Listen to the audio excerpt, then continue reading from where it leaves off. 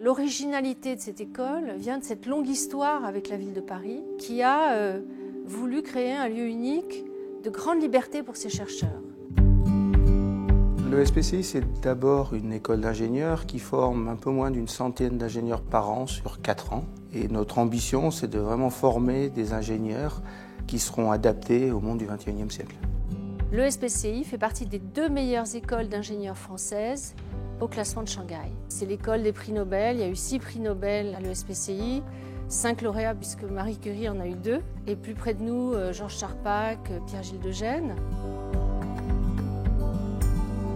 Le SPCI a ça d'extraordinaire que c'est un endroit où on ne se pose pas la question de savoir si ce qu'on fait est fondamental ou appliqué. La marque de fabrique d'un laboratoire, c'est d'essayer d'avoir de la recherche qui est très fondamentale, de très haut niveau, et en même temps aller jusqu'à l'application.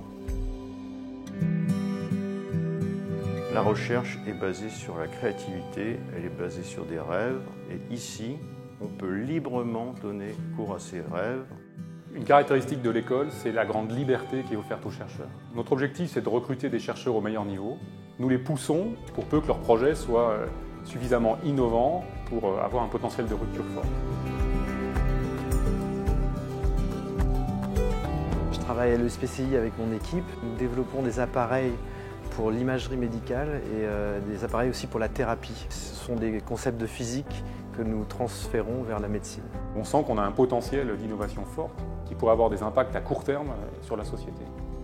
Vous allez trouver nombre d'entreprises start-up qui sont en train de grandir dans nos locaux, qui sont basées sur des technologies entièrement découvertes ici et qui ont été le plus souvent conduites par des élèves de l'école en thèse, en postdoc.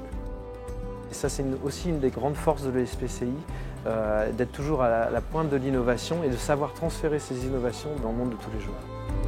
L'enseignement à l'ESPCI dans les premières années, c'est un enseignement scientifique très interdisciplinaire qui enseigne aux élèves la physique, la chimie et la biologie. Et nous essayons en permanence de casser les frontières entre les disciplines. Tous les enseignants de l'ESPCI sont aussi des chercheurs.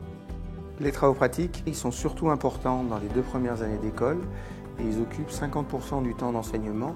Ça leur apprend à travailler en équipe, à étudier des problèmes compliqués sur lesquels personne ne connaît la solution. Ça leur apprend à douter aussi. 70% des étudiants poursuivent par une thèse et 80% d'entre eux rentrent dans l'industrie.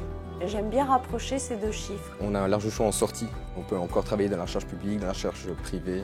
Enfin, tout est possible, toutes les choses sont possibles. L'esprit SPCI, c'est la recherche pour toujours plus d'innovation. Les laboratoires et certains scientifiques ont une réputation scientifique énorme.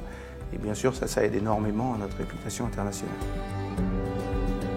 Cette année a été une année extraordinaire. Sans rien faire, on est arrivé à 45 garçons, 45 filles. Pour Paris, le SPCI, c'est un joyau, c'est une pépite. D'ailleurs, nous faisons un investissement majeur par le grand projet immobilier que nous lançons. Et on va avoir un tout nouveau bâtiment, officiellement en 2022. Les scientifiques sont amoureux de l'objet de leur recherche. Il faut dire aux gens qu'on aime la science passionnément. L'ambition qu'on a, c'est de transmettre aux élèves cet esprit d'invention, de remettre les choses en question et de créer un monde nouveau.